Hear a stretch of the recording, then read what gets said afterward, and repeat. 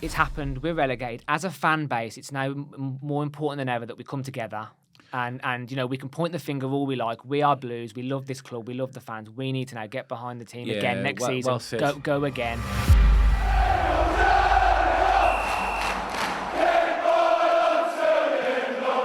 So welcome back to Small Heath Alliance FC. And usually when I do this introduction, I've got a big smile on my face. I try and be as upbeat as I possibly can. But today really is a low point and probably one of my lowest days as a Birmingham City supporter. I've seen us lose playoff finals. I've seen us lose cup finals.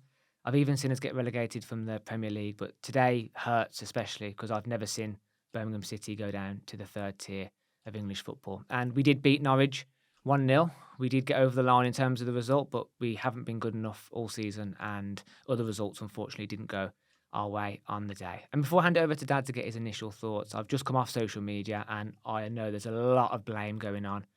People are mentioning Rooney, the recruitment, the players, all sorts. And we just want to mention, although there's a lot of anger in the air at the moment amongst the fan base, this is a family-run podcast, and we pride ourselves that people watch these videos with their kids. They go through the comments with their kids. So please bear in mind, when you do leave a comment, keep it clean. Let's not swear and just be respectful that, younger people are watching and reading the comments. But anyway, let's get into it. And Dad, what are your initial thoughts coming off the game today against Norwich? In a word, gutted. And I'm sure, like most Blues fans, I think we always felt that there was some hope all through the season, even through all the bad performances and the various matches that we've looked at and mistakes have been made or we haven't had good performances. There was always that element of hope. And even going into this game, we knew we had to win. But we knew that the jeopardy was that it wasn't in our own hands. And this is always the danger when you go into a game with the situation not in your own hands. And unfortunately, as you mentioned, the results just didn't go our way. And it means that we just didn't do enough through the whole season. We didn't get relegated today. We got relegated over 46 games. And the situation we found ourselves in today, going into the last game, knowing that even if you win, you could get relegated is not a great place to be. And unfortunately, that's what happened. Yeah. But when it actually happens and that day arrives and your club gets relegated, true. you can't quite describe it. It's devastating. We're only about 3 or 4 hours back from the game right now at the time of recording, and even that drive back, I was really low, really down, thinking about all the possibilities, And it's easy to play the blame game, and we're not going to get into all those specifics during this video. This is a post-Norwich video, but it does run through your mind, doesn't it? You start reflecting on the season, what went well, what went wrong, and it's been a calamity of a season, if we're going to be totally honest. And it has. But I think Matt, we have to own it. This is our club, Birmingham City. We have got relegated. That's just a fact, and it is what it is now. And as hard as it is, I think we have to remember this. I think remember how you feel right now, and Blues fans, we know how you feel. We're gutted ourselves, but that's going to make the good times when they do come, which might not seem that close at the moment. When they do come, it'll be memories like this that'll make those even better. And I know I'm clutching at straws here. I get that at the moment because we've literally just literally got relegated. But I think that we have to remember our song says there'll be joys and sorrows too. Unfortunately, we've got a sorrow at the moment, but we know that we think that the future is going to get better. I'm hoping that we've reached the base point now, because we've always said throughout the season, Matt, about this reset, haven't we? Mm-hmm. And we're there now. Season's over now. Thankfully, the season's over, but we've got this reset. It's funny because I did just use the word devastated, but the other word which pops in is slightly relieved. We know our fate now. We know we're going to be playing in League One next season. And don't get me wrong, that is not a positive. I'm not trying to spin this whatsoever. Yeah. I'm just saying there's a little bit of relief now. We can press the red button, the reset button. We can all have our summer. And we all know a week before the season starts, we'll all be gunning for it again. Of course we will. Yeah. We all said this. Me and you were going to renew our season tickets. We're going to get to as many away games as we possibly can, as we always do. And I still think this club has a very bright future ahead. It's just the short-term pain now. I am genuinely devastated that we're going to be playing in League One. However, this is a Norwich post video, so let's get into it, Dad. What were your thoughts on the actual game itself today? Overall, it's difficult to analyse because we did what we needed to do, and we got those 3 points, and I didn't think it was a brilliant performance. I've got to be honest. I thought that we did enough to win it. I was very disappointed with Norwich. We'll come on to that in a minute. Yeah. But we did enough. We had a few chances in the first half which we missed. But the only change in the starting lineup compared to the Huddersfield game was that JJ came back in for Bakuna. So JJ was in the starting lineup. I was a bit surprised by that when I looked at it. I thought, that's a good thing, because I felt that JJ's more of an attacking threat. But actually, when I watched him in the first half, he was playing more of a defensive midfield role, which surprised me a little bit. And I just thought we was a little bit reserved in the first half. We went in 0-0, as you know, at half time. So that was the only change. But we did have a few good chances. In fact, in the first half, that Paik missed a golden chance where he was near the penalty spot and it basically scuffed it wide, and literally it was just put your foot through it. I think Miyoshi had a couple of chances as well. One of them was straight at the goalkeeper. Yeah.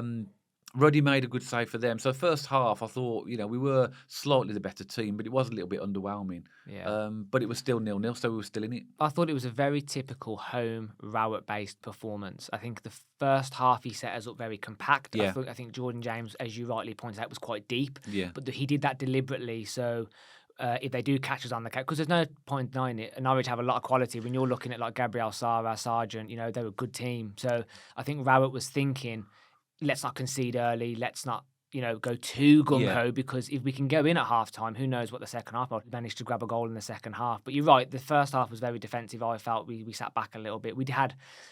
With that in mind, though, we still had quite a few good chances, as you've rightly said. Paik missed, I wouldn't say it was a sitter, but a very good chance. It was a good chance, yeah. Miyoshi missed a few. I think Stansfield had a chance as well. So we had chances in the first half.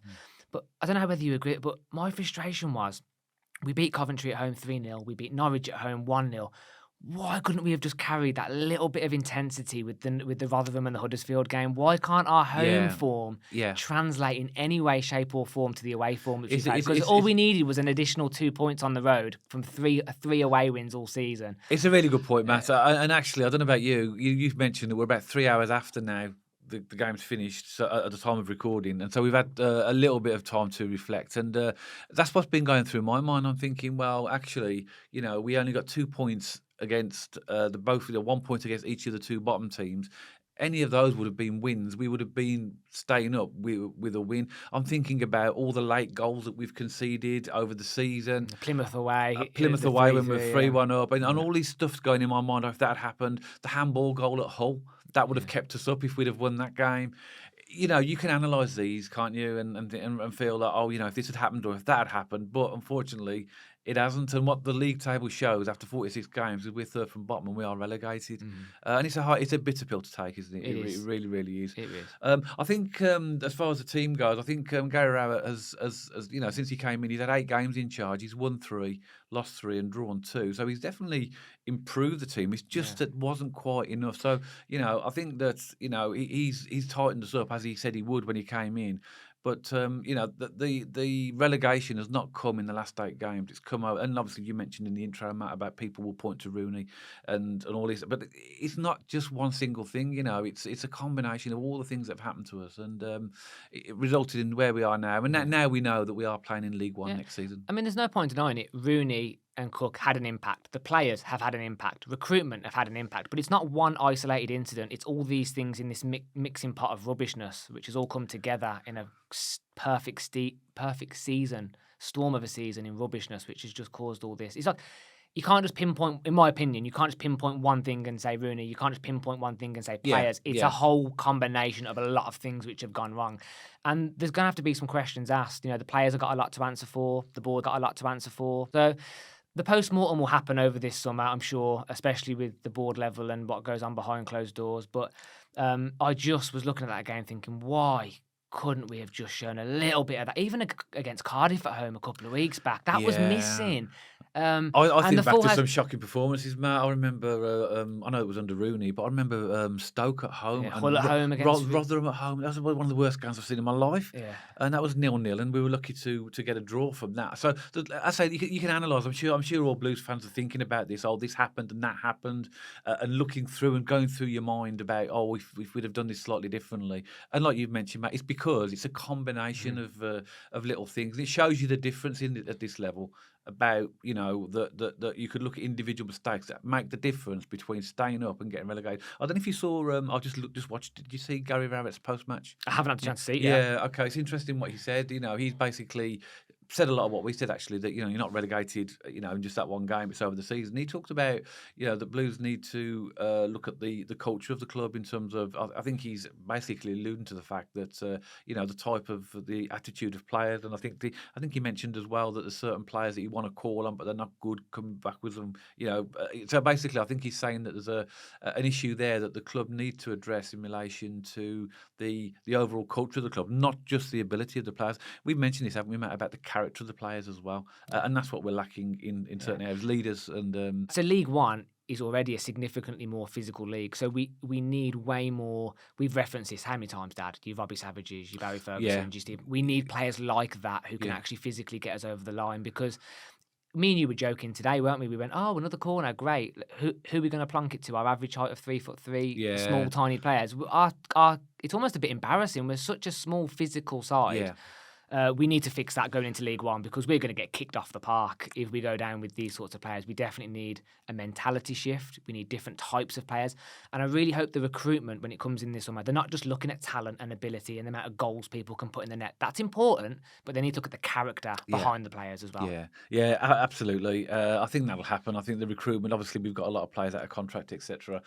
Just a few final things about the match. Which I thought the stats were, quite strange. I mean, they're showing that Norwich had 64% possession, which I thought was high. I thought it was a little bit closer than that. I know they had a little bit of the ball, but what's your thoughts on Norwich? Obviously they're in the playoffs now. So what do you think about them? It looked like a team that had already qualified for the playoffs. They looked like they weren't 100% in there for the game. If anything, I mean, does Carrow Road have an extra couple of foot either side? They were pinging it out. They were pinging it out of play left, right, and centre, weren't they? Norwich. I don't know what was going. Yeah. I don't know if that was the pressure of the full house at St.Andrews. I don't know whether that was a bit of laziness because they're sort of not got their foot full on the gas because they're already in the playoffs.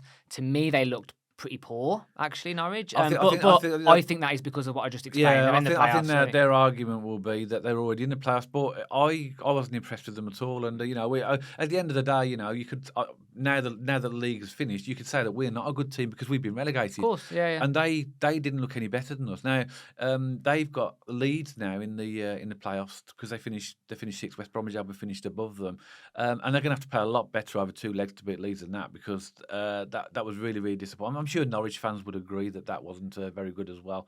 They didn't make it overly easy for us because they're still a good side, but that was a surprisingly poor performance. I think I was expecting more. Yeah, me too. I mean, obviously, it's not for us to worry about Norwich now. That's for them and their fans and stuff. But obviously, because we played them, we normally give a bit of an overview of a team, don't we? So, yeah, I do wish them good luck, though, in the playoffs. I really do. I hope that they, can get to where they want to be. But based on that performance, which I think will be a lot better in the playoffs, over two legs against Leeds, I can't see it happening. Yeah, no, neither can I.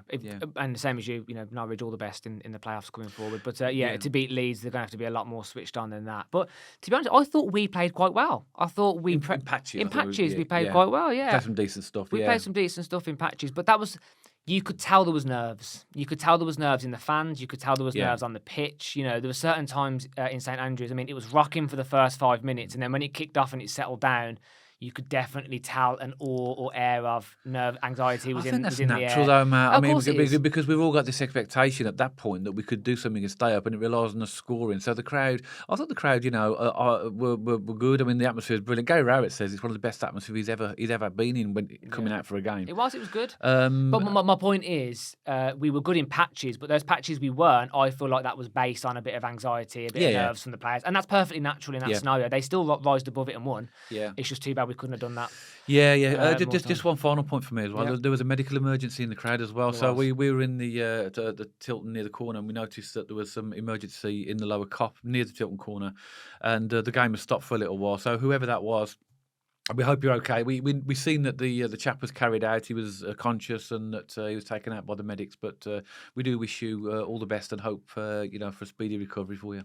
Yeah, 100%. Couldn't agree more. Completely replicate that sentiment. And the emergency services, as always, great job. It's always, because that was only a block lower than us, wasn't it, today? And it's always quite scary to see, isn't it? I didn't like it. It was awful. It just shows you there's more to life than football. It shows you that, life can change in a moment, can't it? So, as silly as it sounds, although we're relegated, health and your life is the most important thing always. Absolutely. And just a couple of more points for me. One, I just want to show an appreciation to the fan zone today outside the front of the Kop. That was Brilliant. absolutely incredible. Yeah. And well done to Blues fans as well. I really don't mean this in a patronising way. It was £2 a pint today. Emotions were high, and I didn't see any violence. I didn't see anyone kicking off. And I have seen that quite a lot in the stands this year. Fans getting on our back, each other's backs, and a little bit of niggle and stuff like that.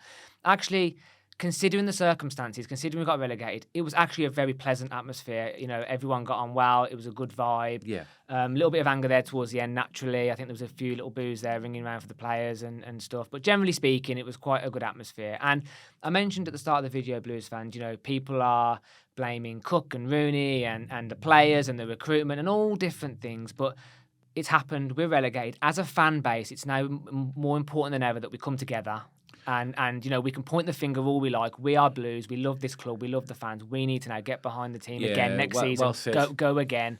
Well said, Matt. And I think there's going to be a lot of be an autopsy, and people are going to be angry and frustrated, and that's fine and that's natural. And we're entitled to have these emotions because we pay our money to go and watch the club home and away. And I just hope that people can see the bigger picture. We know that one mistake was a big drop ball that we've spoken about before, the Rooney appointments, but there's so much other stuff going on behind the scenes to build this club for the future. Yeah, okay, we are where we are now. We know we're not in a good place right now.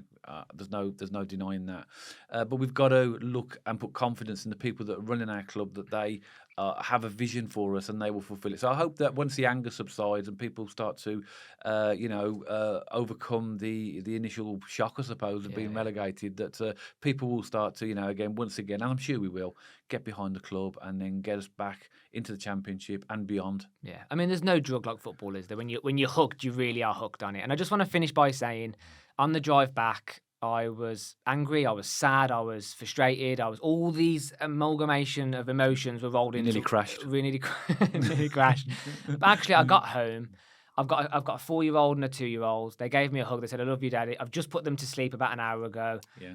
I love my family. I love my kids. It is just a game of football. And, I know people will be like, no, it's more than that. It's life. I get it. We love football. We love Birmingham City, but it is just a game. And we will come back stronger. We will come back as a more united fan base. And I have no doubt we will be back in the Championship, if not the Premier League, I think in the next 5 years. I really do. I think so too. So, Blues fans, as always, would love to hear from you. I'm sure you're just as frustrated and as down as we are at the moment. I think it's going to take definitely a week or two for the dust to settle on this and really sort of realise that we are now a League One club. But that's the reality. We have been relegated today. And next season, as I say, as a fan base, as a club, we need to come back more united and stronger and really show League One what we're capable of and hopefully make an immediate bounce back. But what do you think? Please leave us a comment in the section below. Please don't forget to like the video. And also, Norwich fans, what were your thoughts on the game today? And as me and Dad said, we genuinely do wish you all the best in your playoff game against Leeds. But please check us out on our social media channels. We have an Instagram channel and an X channel with the handles popping up on screen right now.